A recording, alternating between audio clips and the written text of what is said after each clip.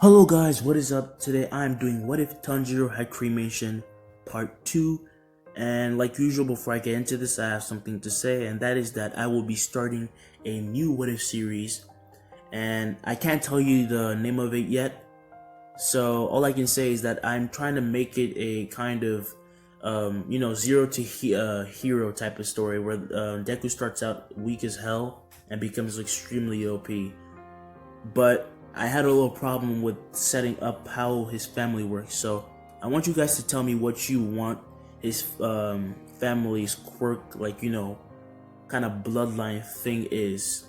Do you want all his family members to be really super strong, fire users, or like really just strong espers, like that green-haired woman in One Punch Man, or whatever. So I'll put down some options up on the poll, and you guys can pick out the best one you think I should put in there.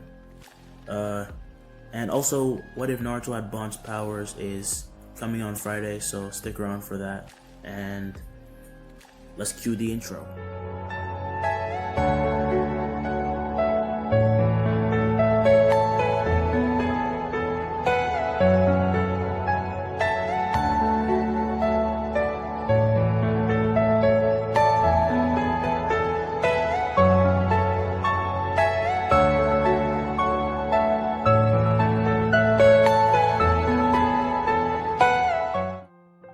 The day comes when it's time for the final test for Tanjiro's training, and everything happens as in the original, and Tanjiro meets Urokodaki's past students and cuts the boulder in half.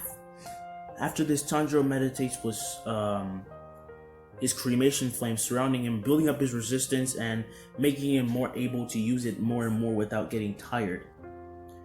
He also practiced on how to alternate between using the flames and coating them on his sword and using the water breathing techniques.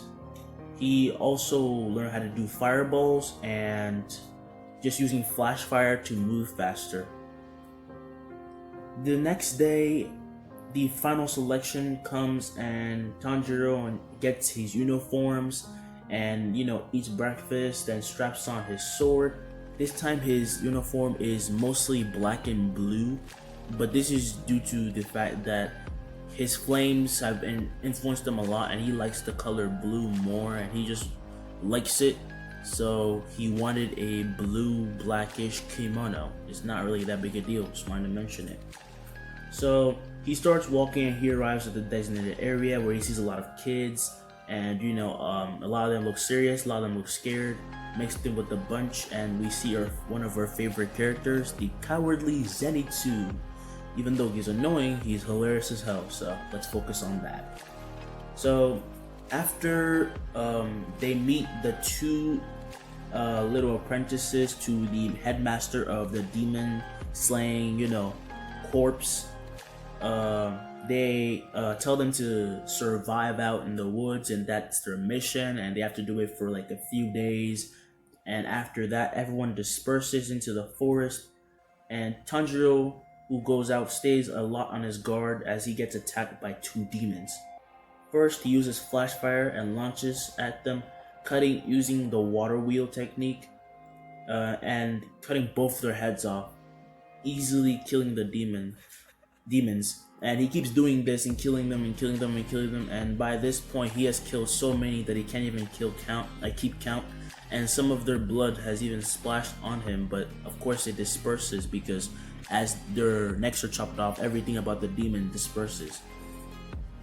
So of course, after fighting a few, he does ask them while he's killing them if they know a way to turn a demon back to a human and all that, but of course nobody listens, and this isn't really that crucial of a thing, but I think this could be a very feasible thing for Tanjiro.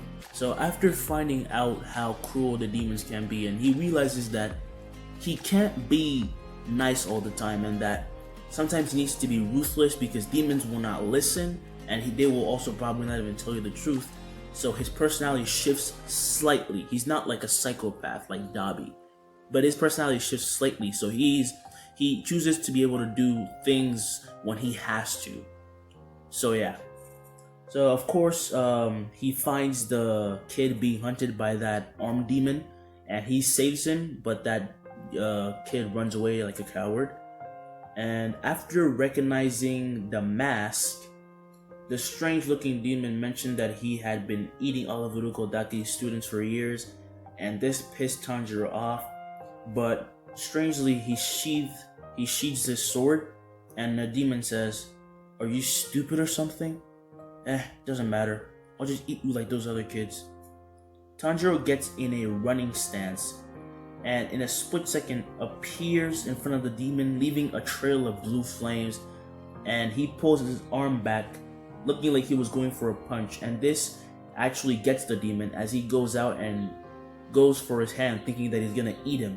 But as soon as he grabs onto his arm, he erupts with blue flames everywhere and yells in extreme pain. And that's when Tanjiro unsheathes his sword and uses the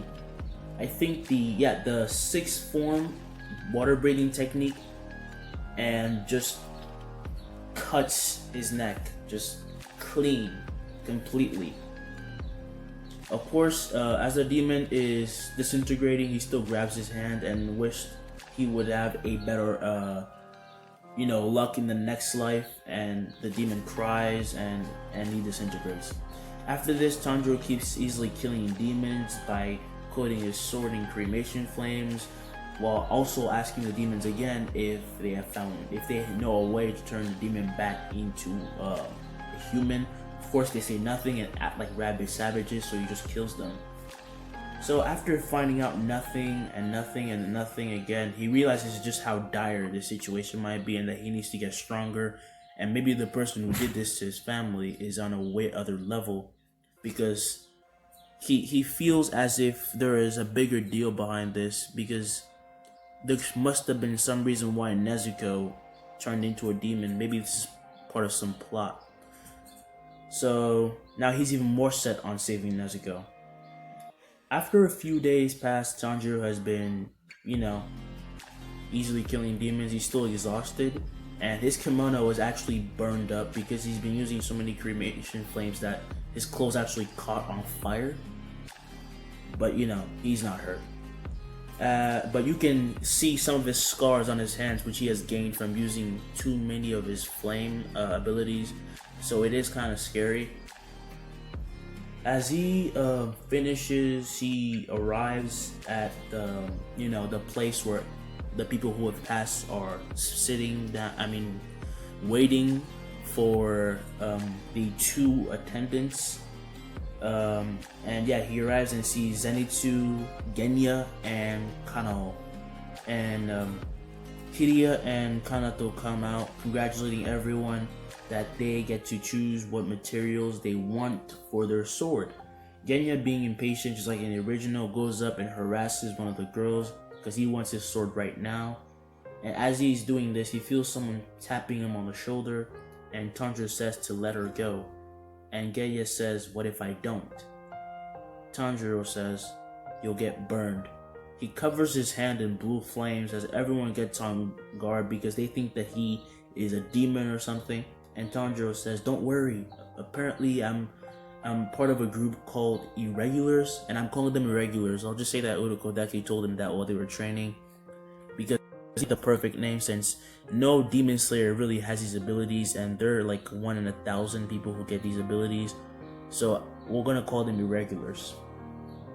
One of the girls explained that he is not lying, although most of the people who have these abilities are instinct, and he is probably one of the last ones, so he's a very valuable member of the Demon Slaying Corps.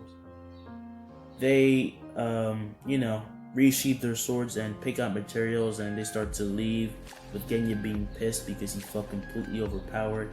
However, before he can leave, Tanjiro gets called back, and the two girls say in unison, "Tanjiro, due to you dealing with the high-tier demon easily and completely acing the survival parts, you are being promoted up 2 ranks." And that's where I'm leaving it off. I hope you guys like this. Please don't forget to like and subscribe and share this video with other people who might like what ifs.